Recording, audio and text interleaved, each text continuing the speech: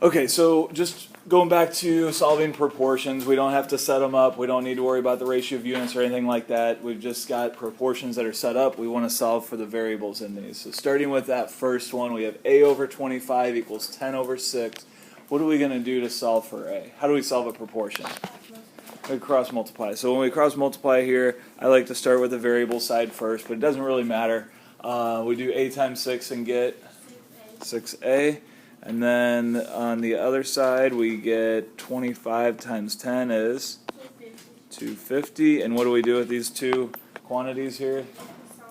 Yeah, we put them equal to each other. And then once we have this set up, we just solve like we normally do, right? So circle variable, draw a line of equality, and to get the a by itself, we're going to divide by 6. 6 is cancel, leaves a equals. Now we can't do 250 divided by 6. We could reduce that fraction. If we did, we'd get 125 over 3. But we do get a decimal when we try to divide it. So what do we do here? Should we leave it as a fraction and reduce it, or should we write it as a decimal and do something else with it? Yeah, we want to write it as a decimal. Look at the directions here. It says, if necessary, round to the nearest thousandth. All right, so we are going to write this as a decimal. What do we get? 41.16666, and those sixes are going to keep going and going and going, right? What's important here is that we go at least to the 10,000ths place, since we're rounding to the thousandths place. Oh, I'm sorry, just a 6. Thanks. That's a 6 there. Rounding this to the thousandths place is we're going to be rounding that 6, so we do need at least this 6 right here to know what's going to happen. We are going to get rid of this one since it's past the thousandths place, but when we get rid of that 6, what's going to happen? This one right here is going to go up to a 7. So what we end up with then is a equals 41.667. Make sure that you're rounding that to the correct place. We're rounding the thousandths place. So then to round the thousandths place, we look at the 10,000ths place to decide what to do with it. All right, next one. We want to solve for b. This one might be a little tricky. So we're going to cross multiply. But when we cross multiply here, what's going to happen with the 3 and the b plus 7? Multiply again. Yeah, we have to multiply the 3 times both. What do we call that when we're multiplying 3 times everything in the denominator here?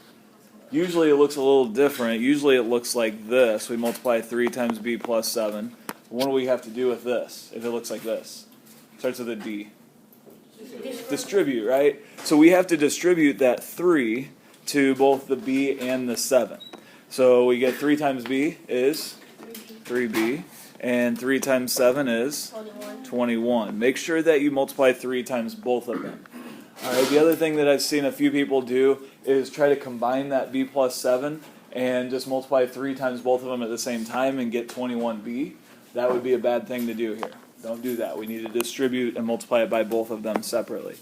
On the other multiplication, we're going to have 8 times 12, which is 96. All right, now what? Circle a variable, draw a line, and then subtract 21. 21's cancel, leaving what on the left side? And on the right side, 96 minus 21?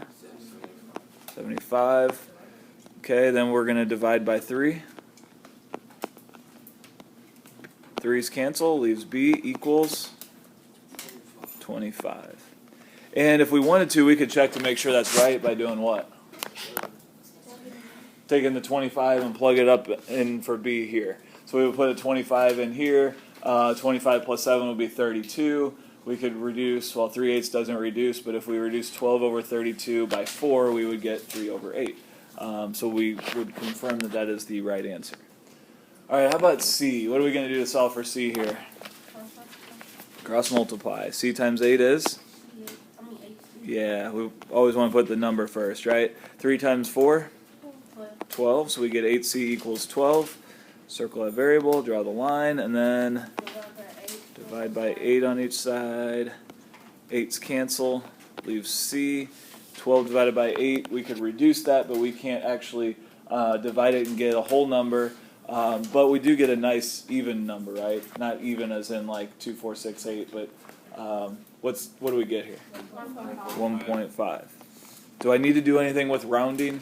No. Do I need to make sure I go out to the thousandths place and add a couple zeros? No, we don't need to do that. So if we don't get to the thousandths place, then we just write it like that. Okay, last one. Cross multiply again. D times 11. 11D. 8 times 2. 16. So we get 11D equals 16, and then we solve that.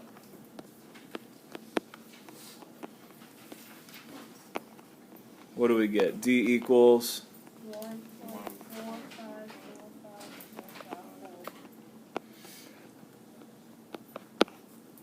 And that keeps going, right? Yeah. All right, we do need to round this. Thousandths place is going to be what? What number's in the thousandths place? The 4 right here, right? That's the second 4 in the number. So that 4 is in the thousandths place, so we get rid of everything after that. But this first number we get rid of here, that 5, is going to tell us to do what? Bump that 4 up 1. So this last number that we keep is going to go up 1 because of the first number we got rid of. Anytime that is 5 or more, it goes up. So what we really get here is D equals 1.455 to the nearest thousandth.